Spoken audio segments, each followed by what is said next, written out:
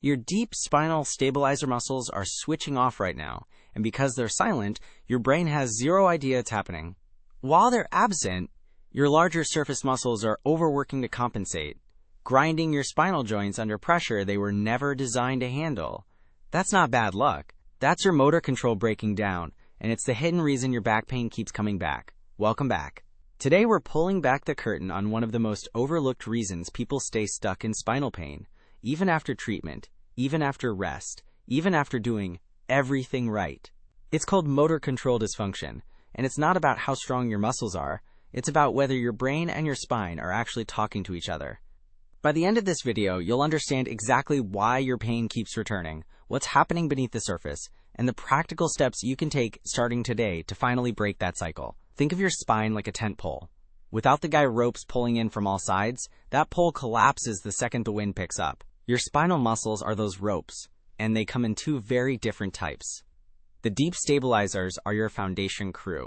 Small, precise, always-on muscles that sit close to the spine and quietly control every micro-movement. The superficial mobilizers are your power movers, the big, visible muscles that swing your body through space. When these two groups work in harmony, your spine is incredibly resilient.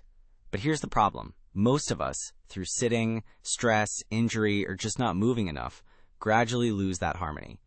The foundation crew goes quiet, the power movers start doing jobs they were never built for, and your spine starts paying the price. This is where it gets really important, and maybe a little surprising.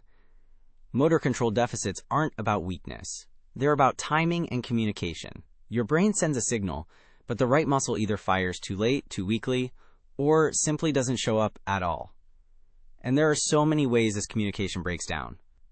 A sudden injury can immediately scramble your muscle activation patterns, and those scrambled patterns can stick around for months after the injury itself has healed. Hours slumped over a desk or phone literally teach your muscles to forget their correct activation sequences. A sedentary lifestyle makes the deep stabilizers less and less responsive over time.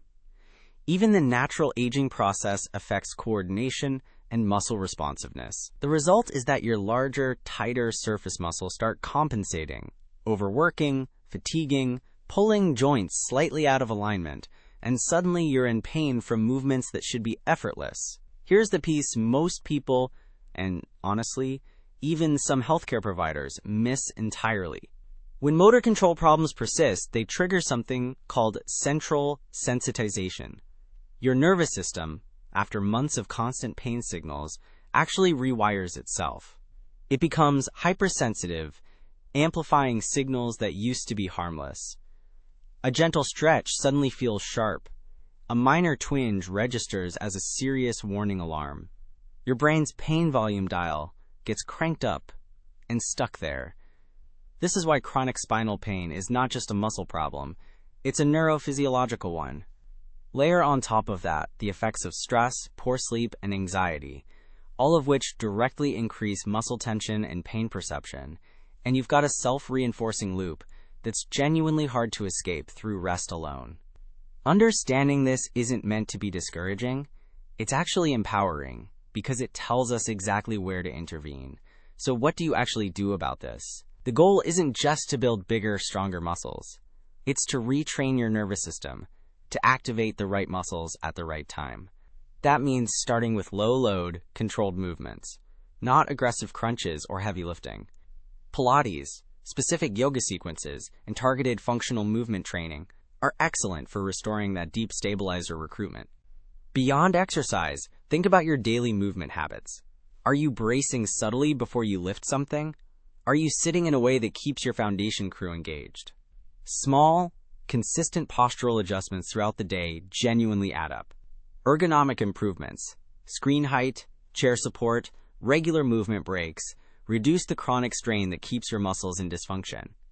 And critically, don't wait for pain to become unbearable before you act. Early intervention prevents acute dysfunction from hardwiring itself into chronic patterns. Work with a physiotherapist who can assess exactly which muscles are underperforming and build a retraining program specific to your body. If this video helped you understand what's really going on with your back pain, please hit that like button. It genuinely helps more people find this content. Subscribe so you don't miss our next video on specific exercises for reactivating those deep spinal stabilizers. And drop a comment below. Tell me, does your back pain come and go, or has it been sticking around? I read every single one. If you want the posture corrector I recommend for supporting proper spinal alignment throughout your day, the link is in the description.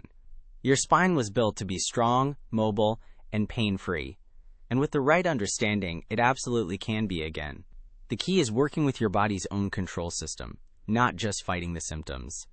As always, consult your doctor before starting any new health routine.